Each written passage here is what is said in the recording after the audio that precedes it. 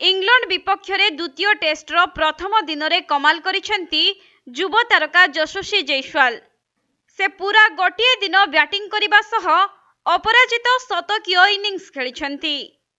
तेबे जयसवाल अपराजित 179 रन बल भारत प्रथम दिनर खेल शेष सुधा 6 विकेट हराई 336 रन करिनेछि। तेबे आज विशाखापट्टनम रे खेला जाउथुबा मैच रे भारतर अधिनायक रोहित शर्मा टॉस जीति प्रथमे बैटिंग निष्पत्ति नेइथिले।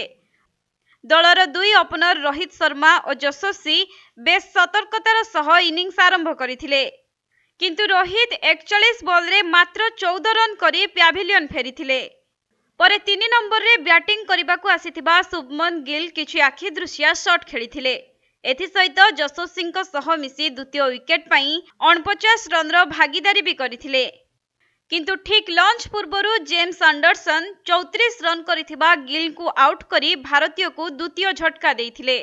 तेबे भारत दुईटी विकेट हराइथिले मध्य यशस्वी निजर दमदार बैटिंग जारी रखिथिले, जहाकि गोटिए पटे टीम इंडिया विकेट हराउथुबा बेले अन्य पटे यशस्वी नॉट आउट होई मैच को दृढ़तार सहित आगे नेइथिले।